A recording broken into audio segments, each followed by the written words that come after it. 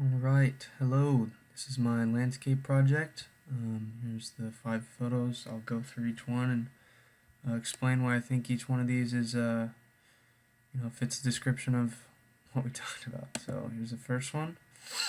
This is, I believe, environmental depth. I don't know, I think there's a lot of, as you can see, like I'm on like a path here. I hope you can see this part, but I think the sky really does a great job of showing a lot of depth, and you can see these trees in the background as well.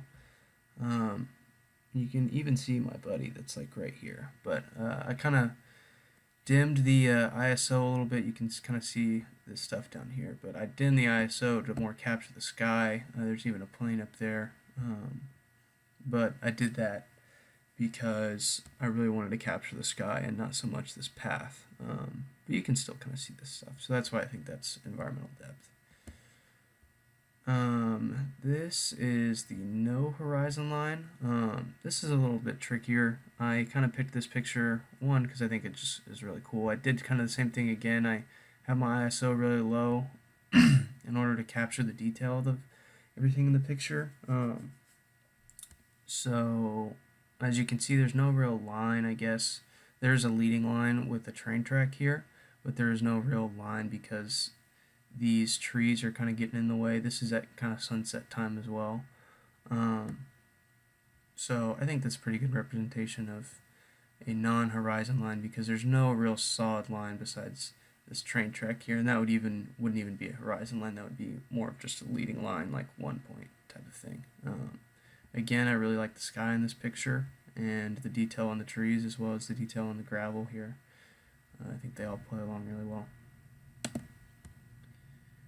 This was my constructed picture. Again, we were on a train track and I kind of just looked down, and again I have my ISO low, so I'm kind of taking all these at the same time, and they are more for like, I actually did the flash in this picture because my ISO was so low and I really wanted to capture the detail of the wood here, the metal, the steel here, the stuff down here, and even like my shoes. I thought that was cool. I thought it was like kind of a repeating pattern as well. But yeah, I kind of just liked seeing my feet in it and like how it kind of gets really dark down here. Like this is like the river down at these points here, and you can't even see that because the flash kind of really brings out the wood in my shoes. So that's more constructed. Okay, this is my altered reality picture. I really, really, really like this picture. This is my buddy. He's playing banjo at the time, and he has this huge. This is like your only source of light, like the whole picture, is this Coors Light sign, and it makes everything red. I thought it was just a really cool picture because you don't normally get a lot of red light like this, and that's why I think it's kind of altered the way things look. You can kind of see a lot of good shadows around this too. It's kind of weird to me too because I think there's even more white light than there is red light, but the red light kind of takes over the whole room. And it was just cool because he was playing at the same time. But that's my altered reality.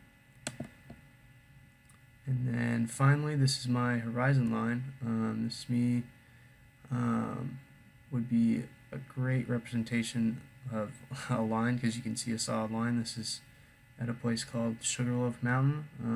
These are a couple of my friends, but I don't know, I kind of like them having them in the middle. I even like where her hand is here, kind of right next to the sun, and you can kind of see the rays there too.